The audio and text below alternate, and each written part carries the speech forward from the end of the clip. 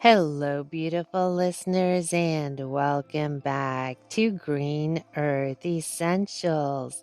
I'm your host, Michelle Jackson, and this is the podcast where we explore holistic wellness through a grounded, earth centered lens, plant based living, nervous system care, and practical tools rooted in both nature and science. This isn't about chasing trends or forcing fixes. It's about understanding the body deeply and learning how to support it in ways that actually last. Today's episode is called The Biology of Safety: Why Your Body Won't Heal Until It Feels Safe. If you've ever found yourself doing all the right things, eating well, taking the supplements, slowing down when you can, yet still feeling stuck in symptoms or exhaustion, you're not alone. For many people, the missing piece isn't effort or discipline, it's safety. In this episode, we're going to explore why the body cannot fully heal while it's stuck in survival mode, how stress quietly shuts down repair systems, and why healing begins not with pushing harder, but with helping the nervous system feel safe enough to let go. We'll talk about this gently without overwhelm, and we'll look at how simple sensory cues like scent, sound, and small rituals can begin rebuilding trust inside the body in a very real biological way. And before we close, I'll guide you through a short sensory ritual, something that takes less than 5 minutes to help your nervous system start remembering what safety feels like again. So settle in, take a breath, and let's begin by understanding why safety is the foundation your body has been waiting for. One of the most important things to understand about the human body is this: its first job is not healing. Its first job is survival. That might sound discouraging at first, but it's actually a relief once you really let it land, because it means your body isn't failing you, it's prioritizing you. From a biological standpoint, the body is constantly scanning the environment for cues of safety or threat. And it doesn't just scan for obvious dangers. It responds to emotional stress, ongoing pressure, lack of rest, blood sugar swings, inflammation, noise, light, trauma, and uncertainty. All of that information feeds into the nervous system. When the nervous system senses threat, whether that threat is physical, emotional, or environmental, it makes a very practical decision. Resources get redirected away from long-term repair and toward short-term survival. So things like digestion slow down, immune function becomes less efficient, hormones fall out of rhythm, cellular repair, tissue healing, and deep restoration all get put on hold, not because the body is broken, but because it's busy keeping you alive. In that state, healing doesn't stop forever, it pauses. This is why so many people experience chronic symptoms that don't seem to respond to doing everything right. Fatigue, gut issues, skin problems, inflammation, sleep disturbances. These aren't moral failures or signs that your body is malfunctioning. They're signals. They're messages from a system that doesn't yet feel safe enough to stand down.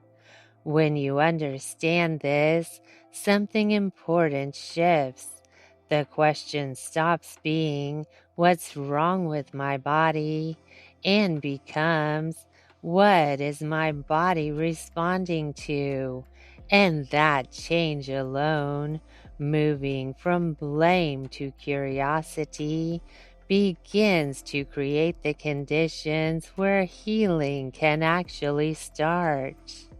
To understand why safety matters so much, it helps to have a simple map of how the nervous system works. This is where something called polyvagal theory comes in. And despite how technical that name sounds, the idea itself is very human.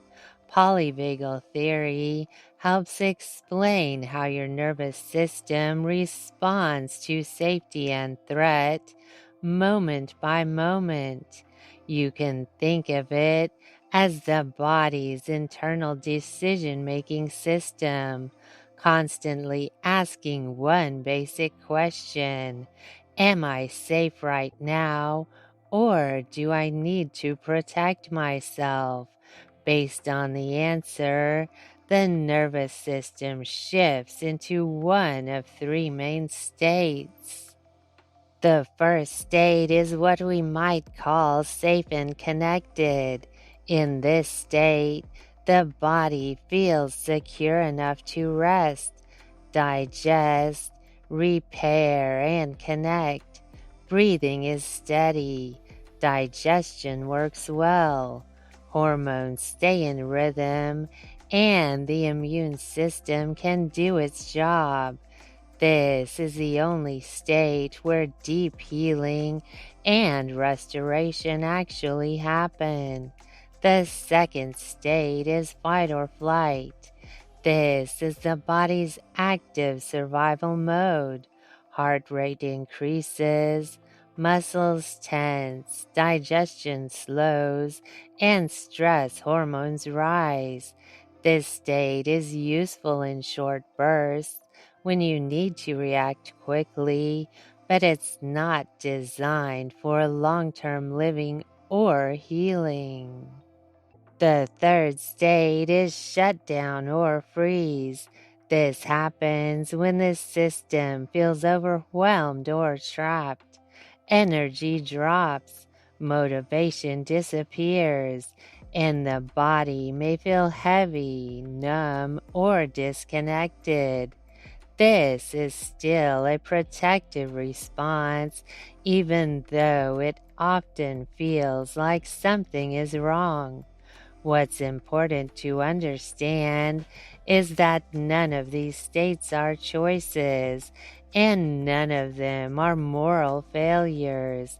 They are automatic biological responses shaped by experience, environment, and stress over time.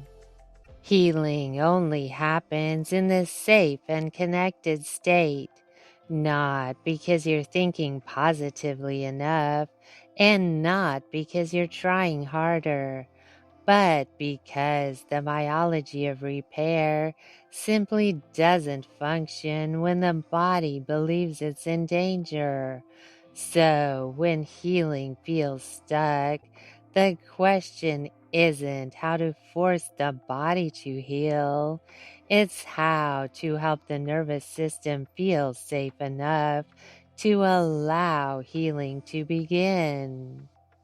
Once you understand that healing only happens in a state of safety, something uncomfortable but important comes into focus. Effort alone doesn't heal the body, and in some cases, more effort can actually push healing further away. Many of us have been taught that if something isn't working, the answer is to try harder, add another supplement, follow a stricter routine, optimize sleep, food, movement, mindset, all at once. On the surface, this looks responsible and motivated, but to a nervous system already under stress, it can feel like more pressure. And pressure, biologically speaking, often reads as danger. When the body feels rushed, monitored, or judged, even by your own internal voice, it stays in survival mode. The nervous system doesn't hear, "I'm trying to help you." It hears, "Something is wrong and we need to fix it now." That urgency keeps the system alert, braced, and unable to stand down. This is why forced positivity can backfire, why aggressive biohacking can exhaust people who are already depleted, why pushing through fatigue or overriding signals often leads to setbacks instead of breakthroughs. Healing isn't unlocked by intensity, it's unlocked by permission. Rest, slowness, and consistency send a very different message to the body. They say you're not in trouble. You don't have to perform. You're allowed to take your time. Over time, that message is what helps the nervous system shift out of protection and back into regulation. And this is where self-blame can finally start to loosen its grip. If your body hasn't healed yet, it's not because you didn't try hard enough. It's because your system may not have felt safe enough yet. The work, then, isn't about pushing more. It's about creating conditions where the body no longer feels pressured to survive. One reason stress is so hard to think your way out of is because the nervous system doesn't speak in words. It doesn't respond to logic, affirmations, or explanations. It speaks sensation. Your body is constantly taking in information through the senses: light, sound, smell, temperature, movement, and touch, and using that information to decide whether the world is safe or threatening. This process happens far below conscious thought. So, even if your mind believes you're safe, your nervous system might be getting a very different message: bright or flickering lights, sharp or unpredictable sounds, synthetic fragrances, constant notifications, background noise, rushed movement, even crowded visual spaces. These all register as stimulation, and too much stimulation, especially without recovery, can signal unsafe at a biological level. This helps explain why healing can stall even when someone is doing all the mental work. You can be calm in your thoughts and still overwhelmed in your body. You can understand your stress intellectually while your nervous system remains on high alert. Healing, then, isn't just about changing what you think. It's about changing what you're receiving. When you soften the sensory environment, gentler light, steadier sound, natural sense, slower movement, you give the nervous system new information. You're not telling it to relax. You're showing it that the conditions have changed. And when the inputs change, the body can finally begin to respond differently. Of all the sensory inputs the nervous system responds to, scent is one of the fastest and most powerful. That's because smell has a direct pathway to the limbic system, the part of the brain involved in emotion, memory, and survival. It bypasses conscious thought entirely. This is why a single scent can bring up a feeling before you have time to think about it. Comfort, unease, nostalgia, calm. These reactions happen instantly without effort. Natural scents, in particular, tend to communicate familiarity to the nervous system. The aroma of woods, resins, roots, herbs, and gentle florals can signal grounding and continuity. These are smells the human nervous system has encountered for thousands of years in forests, on skin, in ritual, in medicine, in shelter. There's a kind of recognition that happens, not intellectual memory, but biological memory. When the body recognizes a scent as familiar and non-threatening, the nervous system can begin to downshift. Breathing slows, muscles soften. The internal alarm system lowers its volume. And this can happen without you needing to do anything at all. This is where the idea of plant intelligence comes in, not as something mystical, but as something rational.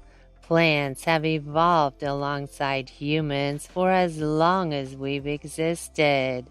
Their chemistry interacts with our biology in precise ways, offering signals of calm, grounding, and safety when used intentionally. Scent doesn't force the body to relax, it invites it. And in a world that constantly demands effort, that kind of effortless regulation can be profoundly healing. Just as the nervous system listens to scent, it also listens closely to sound, not to words or meaning, but to rhythm, tone, and predictability. Sound is another powerful way the body decides whether it's safe to soften or needs to stay alert. Low, steady frequencies are especially calming to the nervous system. They stimulate the vagus nerve, the main communication pathway between the brain and the body, responsible for regulating heart rate, digestion, and emotional state. When the vagus nerve receives steady, non-threatening signals, the body can begin to settle. This is why slow, rhythmic sounds are so regulating. Gentle music with a consistent tempo, the sound of waves or rainfall, wind through trees, even simple practices like humming, chanting softly, or breathing with an extended exhale create internal rhythms the body recognizes as safe. Drumming, too, when it's slow and predictable, has been used across cultures for grounding and regulation, not because it's loud or intense, but because it's steady. The nervous system relaxes when it knows what's coming next. This is an important distinction. Safety doesn't require silence. In fact, silence can feel unsettling for some nervous systems.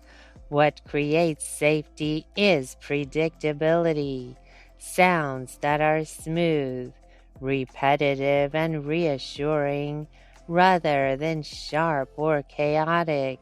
When sound becomes rhythmic instead of jarring, the body doesn't have to stay on guard.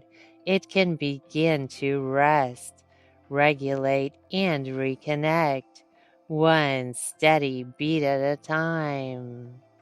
When you combine sensory signals with repetition, something powerful happens. This is where ritual comes in. Ritual isn't about spiritual performance or doing something perfectly. It's about consistency. At its core, a ritual is simply a repeated set of sensory cues that tells the body what to expect. The nervous system learns through pattern. When something happens the same way at roughly the same time with similar sensory input, the body begins to predict the outcome, and predictability is one of the strongest signals of safety we have. This is why small, simple rituals can be so regulating. Making tea in the same way each evening, applying a familiar scent before bed, lighting a candle at a specific time, sitting in the same chair to breathe or stretch. These actions may seem insignificant, but to the nervous system, they are deeply informative. Over time, the body starts to associate the ritual with a shift in state. Muscles soften more quickly. Breathing slows sooner. The nervous system begins to downshift before the ritual even fully begins. That's biological trust being built. Ritual teaches the body that it doesn't need to stay on high alert. It creates a bridge between intention and sensation, between knowing and feeling. And in that repeated, predictable space, safety stops being an abstract idea and becomes a lived experience. When you step back and look at everything we've talked about so far, a different picture of healing begins to emerge, one that's quieter than most wellness narratives, but far more honest. Healing isn't something you force the body into. It's something the body does naturally when it's given permission. When the nervous system feels safe enough to stand down, repair begins on its own. Inflammation starts to settle. Digestion becomes more efficient. Hormones move back toward balance. Sleep deepens. Energy returns, not all at once and not perfectly, but steadily. This isn't because you finally found the right protocol. It's because the body is no longer bracing. Safety isn't a luxury or a reward you earn after doing everything correctly. It's a biological prerequisite. Without it, the body stays focused on survival. With it, healing becomes possible again. For many people, this realization brings a wave of relief. You don't need to fix yourself. You don't need to override your signals. You don't need to become someone else to heal. You need space. You need gentleness. You need conditions that tell your nervous system again and again that it's allowed to let go. And from that place, not effort, not urgency, repair begins. As we close, I want to return to the simplest truth at the center of this episode. Healing follows safety, not the other way around. The body doesn't heal because it's pushed or corrected. It heals when the conditions finally allow it to. Every soft signal matters, a familiar scent, a steady sound, a small ritual repeated with care. None of these are dramatic on their own, but together they teach the nervous system that it no longer has to stay on guard. If this way of understanding healing resonates with you, I invite you to continue this work with me on Substack. You can follow me at substack.com/@greenearthessentials, and you'll also find the link in the episode description. It's a quieter, more intentional space where I share deeper reflections, practical nervous system rituals, and written guides you can save and return to when life feels overwhelming or your body needs extra support. Everything there is meant to be revisited slowly, not consumed, not rushed, but lived with over time.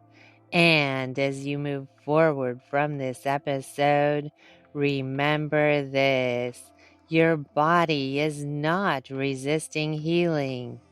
It's not failing or falling behind. It's been protecting you, and it's been waiting for the signals that tell it it's finally safe enough to heal. This is Michelle Jackson, signing off.